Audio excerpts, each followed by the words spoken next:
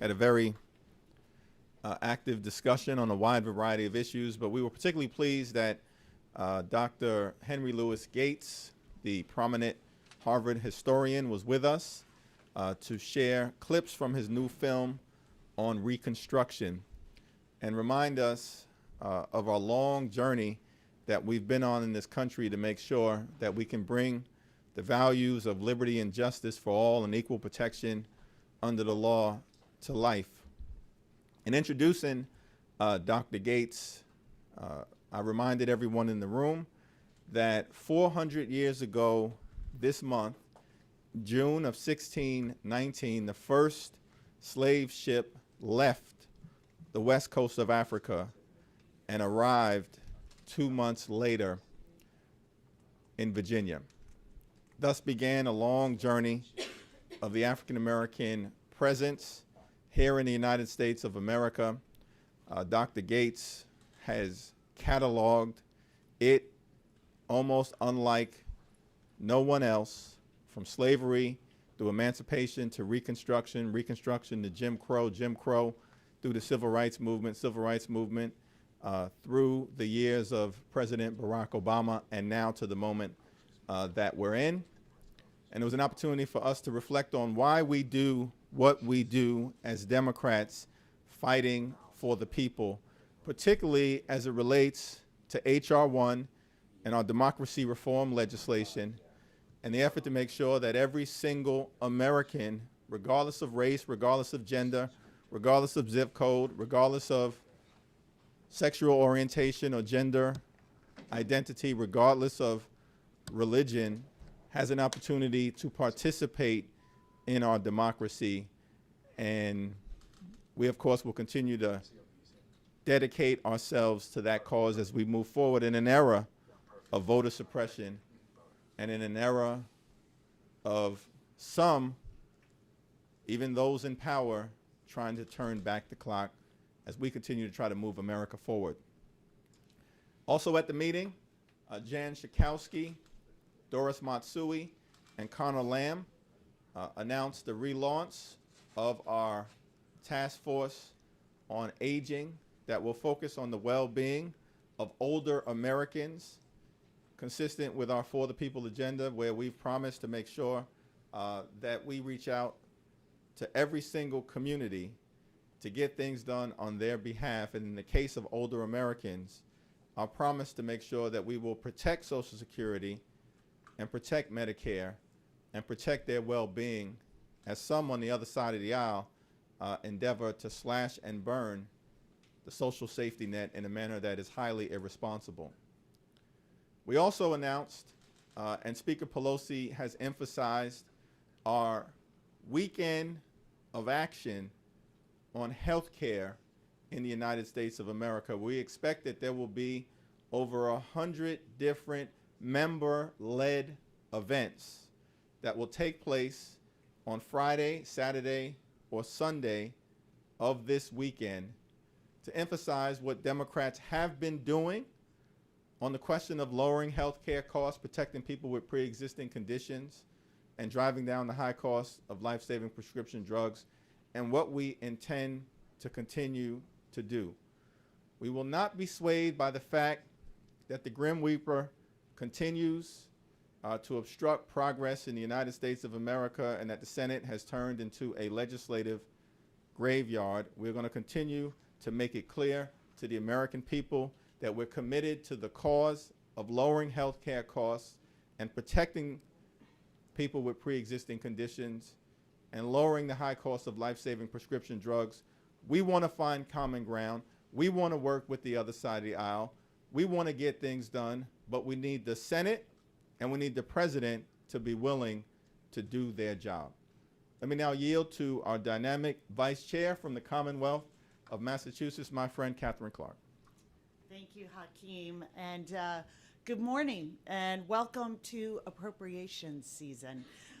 This week we'll begin voting on our first 5 spending bills, and as we know, the budget is a blueprint for our values, and House Democrats have constructed through these appropriation bills pathways for success and opportunity for all Americans. There is no greater point of contrast to our vision for America than the Trump budget proposal, which took a wrecking ball to programs, services that millions of hardworking families rely on. Trump stripped resources from students, schools, and teachers. House Democrats, through these bills, are making historic investments in early childhood initiatives and after-school programs, expanding student assistance to attend college, and putting resources into apprenticeships, workforce training, and other pathways to good-paying jobs. Republicans are once again trying to turn the clock back on women's health and reproductive freedoms. House Democrats, in these bills, block the Trump administration's dangerous Title X domestic gag rule, put reproductive rights back into the International Health Report. Republicans are playing political games with the census. Democrats are investing billions to ensure every voice and vote is counted. There wasn't a dry eye in the room just a few minutes ago when Skip Gates was talking about finding John Lewis's great-grandfather's voter registration card from 1867. And the noticeable thing about that was the last member of John Lewis's family to vote until the work that he did crossing that Edmund Pettus Bridge and all the work he did on voting rights. And as John broke down in our caucus thinking about that, we can't help but think about the H.R. 1, the protections that we have put in for voting rights that are being held up in the Senate, and that is the most important connection that we have to making sure that our democracy continues to thrive, is to protect that vote for every single American. President Trump has also proposed cuts to Medicaid and Medicare, a direct contrast to what he promised the American people he would do as President of the United States. We have protected those programs and made investments in children nutrition programs, SNAP, and healthcare assistance. Republicans in this month, this week, tomorrow is the anniversary of the shootings in Orlando, and it's Pride Month, but Republicans continue to stonewall our gun safety reform bills. House Democrats in the appropriation bills, for the first time in way too long, are being able to lift the dangerous ban on gun violence prevention research, and are able to fund our federal background check system to make sure that it works well. Republicans continue to deny the existence of climate change. House Democrats in these bills are taking proactive steps to protect our planet by preserving public lands, ensuring access to clean air and clean water. And finally, the president chose to storm out of our latest infrastructure meeting, but House Democrats are moving forward in this bill to make sure that we are building housing, that we are building water infrastructure, that we have increased access to broadband service in our rural communities. These bills are building a foundation of a strong, inclusive America that is for the people. Thank you, Catherine. Questions? I'm going to start on the appropriations portion that you spoke about. A lot of the candidates running for president for your party are talking about abortion, and they're talking about the Hyde Amendment specifically. But the bill that's going to come to the floor later this week has the Hyde Amendment in it. Why is there that split between the people who are running for president and what's happening here in the House? Well, it's not clear to me that that's a split, and I believe that every single candidate for president who served in either the House or the Senate, every single one of them voted for an appropriations bill that contains the Hyde Amendment.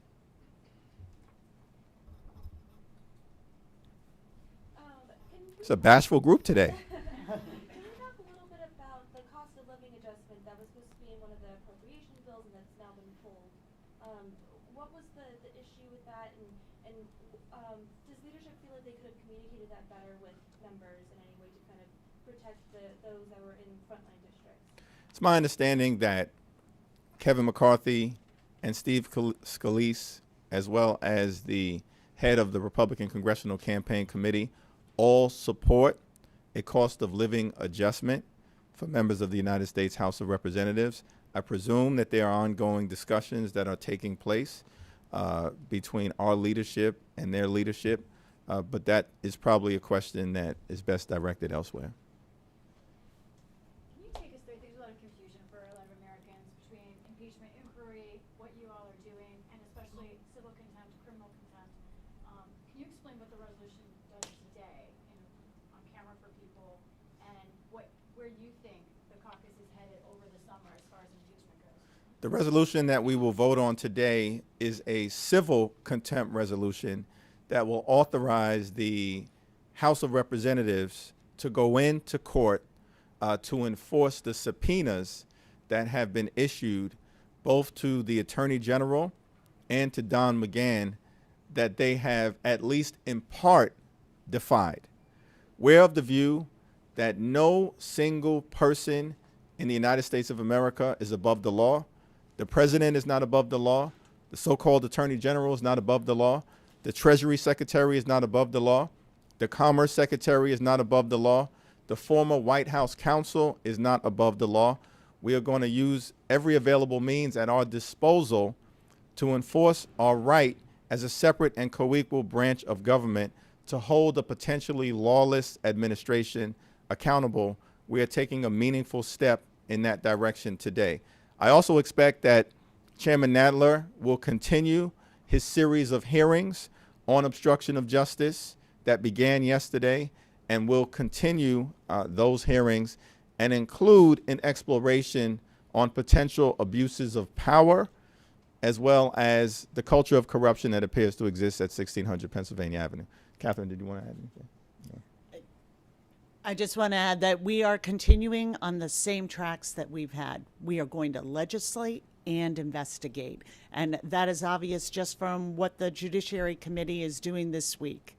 With the hearing yesterday that they had with John Dean and other legal experts trying to get the facts out to the American people, an analysis as we see this cover-up continue from the White House. And at the same time, today, the Judiciary Committee is looking into big tech. And is there a need to look at big tech from an antitrust perspective? We're going to continue to prioritize the For the People agenda every single day. And at the same time, do what we have to do, as the chairman said, to make sure that nobody is above the law and that the facts are getting out to the American people. For Congresswoman Clark, a lot of people in our profession and in the political class have been waiting for your caucus's progressive wing to start acting like the Freedom Caucus and cause all sorts of headaches for the Speaker. The Hyde Amendment was an excellent opportunity for that to occur, and it doesn't seem to be. Why is that? Let me be clear on the Hyde Amendment. I would repeal it tomorrow. And I think that is overwhelmingly the feeling of our caucus, which is being pro-choice, understanding how tied reproductive freedoms are to the economic well-being of women in this country. But at this point, with a Senate that is leading with obstruction, with a White House that seems hell-bent on turning the clock back on women in this country, we felt that the Hyde Amendment was going to become a focal point that could collapse everything in the Labor H bill that is so good for American families. And we need to do two things. We need to keep speaking out about the Hyde Amendment and its effect on low-income women and what it does to deny access to fundamental health care for women in this country. And at the same time, work hard to make sure that we are electing people who understand that women's rights, women's health care isn't up for grabs, that these are constitutional rights and that they are fundamental to what we're fighting for. But at this point, to make sure that we got those appropriation bills with all the things they do for American families through, it was, agreed upon that that had to be our course at this particular point in our nation's history and where we are with the makeup of Congress and the White House to make sure those bills got passed. Related to that, on the appropriations bills generally, you've got a lot of riders in there, such as forbidding money for the border wall. How confrontational are you guys being, and how likely is it we're going to see another shutdown, the third one, when we get to September or beyond, given the stance that you guys have taken on these bills? Well, there was a reckless 35-day government shutdown that ended with Donald Trump engaging in an unconditional surrender. He lost. We reopened the government. We didn't give him a dime to do it because it was irresponsible that he was trying to hold the American people hostage for his medieval border wall. We would expect that he will not go down that reckless course again. And House Democrats are going to continue to function, continue to legislate, continue to appropriate, continue to investigate, and continue to litigate as we've done successfully in the Article 3 federal court system. At some point, we're going to get tired of all the winning because that's what we have been doing. Not Donald Trump, who apparently has been throwing temper tantrums because he has no meaningful legislative accomplishment. That said, as Catherine indicated, we are willing to work with Donald Trump to lower the high price of life-saving prescription drugs, and we are willing to work with Donald Trump to fix our crumbling infrastructure. We simply need him to come back to the negotiating table. Rachel? I have two questions, if you don't mind. The first, back on the pay increase issue, you mentioned continuing to negotiate with Republicans, but some of your own members were really worried about that vote too. I mean, these frontliners, that this is a vote that they are safe taking. And then the other piece of this was you mentioned the hearing yesterday, and it seemed like a lot of folks were saying that it didn't really break through to reach the people you guys wanted to reach. Do you still intend on getting Mueller to testify publicly, even if it means a subpoena? What is the leadership's latest thinking on that? It's my understanding that there are ongoing negotiations between Leader Hoyer and Leader McCarthy about the best way to proceed with respect to the cost of living adjustment, which is not a pay increase. We don't have the capacity actually to increase our pay in the 116th Congress that we're in right now. This would simply be a cost of living adjustment that has been suspended, as I understand it, over the last 10 years. If we're going to proceed, we will proceed in a bipartisan way. And if we don't proceed in a bipartisan way, we will see no cost of living adjustment.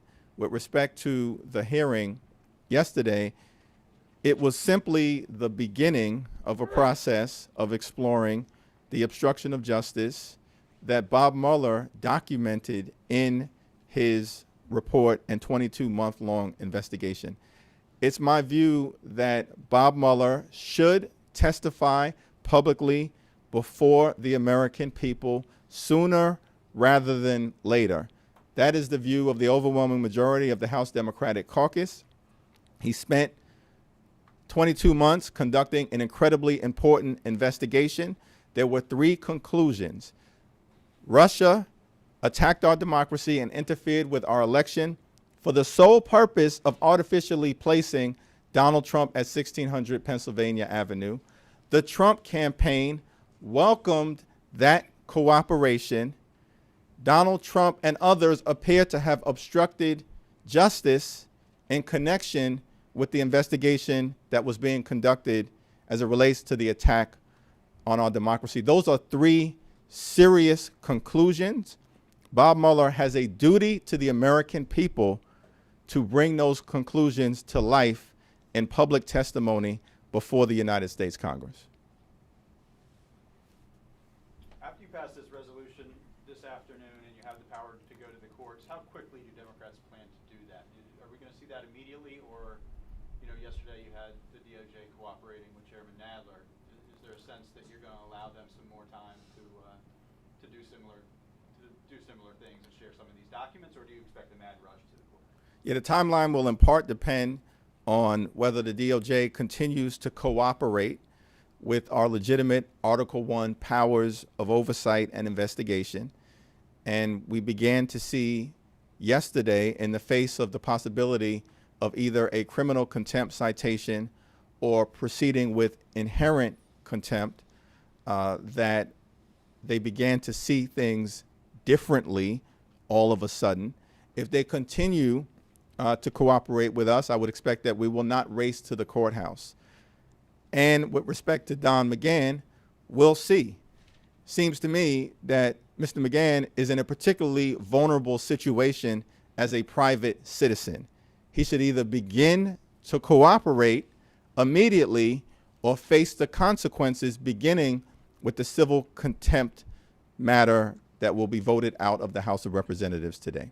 Last question. Madam Chairman, getting back to Rachel's question, do you support subpoenaing Mueller if he won't testify willingly? It's my view that we should proceed with caution as it relates to Bob Mueller's testimony, in part because, as you know, the law requires us to try to find an accommodation that's reasonable with the recalcitrant witness.